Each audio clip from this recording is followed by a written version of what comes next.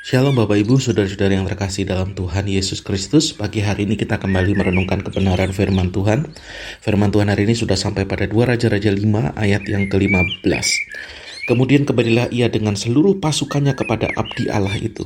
Setelah sampai, tampillah ia ke depan Elisa dan berkata, "Sekarang aku tahu bahwa di seluruh bumi tidak ada Allah kecuali di Israel. Karena itu terimalah kiranya suatu pemberian dari hambamu ini." Ayat 15 ini adalah pernyataan dari Naaman. Saudara, Naaman adalah panglima dari Raja Aram.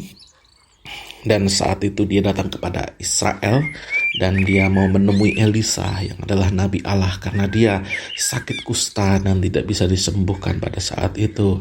Dan ketika dia menjumpai Elisa, Elisa menyuruh dia untuk membenamkan tubuhnya di dalam sungai Yordan 7 kali. Tadinya dia berpikir, kenapa harus di sungai Yordan, padahal di Abana dan Parpar, di sungai-sungai Damsik itu lebih baik airnya daripada di Israel.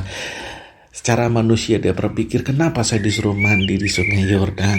Tetapi akhirnya karena desakan dari pegawainya, turutilah apa yang dikatakan oleh abdi Allah itu. Dan ketika dia menurutinya, maka mujizat terjadi. Seketika itu juga kustanya sembuh. Dan ketika dia mendapatkan yang namanya mujizat itu, cepat-cepat dia kembali kepada Elisa dan mengucapkan terima kasih dan berkata bahwa di seluruh bumi tidak ada Allah kecuali di Israel.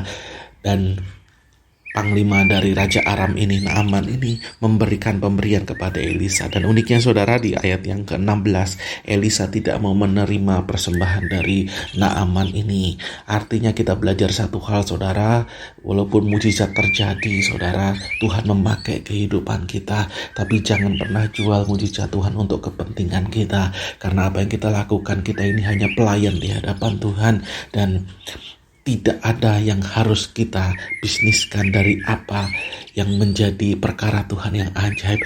Artinya hari ini saudara, jangan pernah kita menjadi orang yang mengambil keuntungan dari apa yang Tuhan sudah taruh dalam setiap kehidupan kita. Setiap talenta yang ada dalam setiap kehidupan kita, biarlah kita kembalikan kepada Tuhan. Kita tidak boleh mencuri, bahkan mengeruk sebuah keuntungan dari segala mujizat Tuhan yang Tuhan inginkan terjadi melalui kehidupan kita. Hari ini kita belajar bagaimana Elisa ini memiliki integritas yang luar biasa.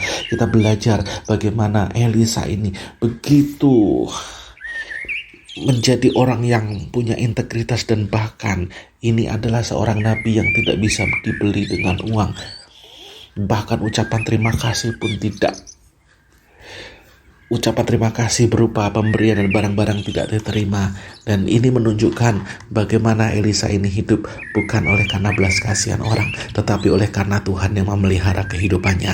Hari ini saya berdoa buat setiap kehidupan kita, yakinlah bahwa Tuhan memelihara kehidupan kita. Hari ini jangan pernah ambil keuntungan dari apa yang menjadi mujizat Tuhan yang terjadi melalui kehidupan kita, karena kita tidak layak untuk menerima itu, karena segala kemuliaan hanya kembali kepada Tuhan. Mari belajar untuk kita punya integritas, bahwa kehidupan kita hanyalah pelayan, alat yang dipakai oleh Tuhan, dan kita bukanlah orang yang mempunyai kekuatan super power tanpa Tuhan. Tuhanlah yang menjadi satu-satunya pribadi yang layak untuk ditinggikan dalam setiap kehidupan kita. Kiranya firman Tuhan hari ini menjadi berkat dalam setiap kehidupan kita. Tuhan Yesus memberkati.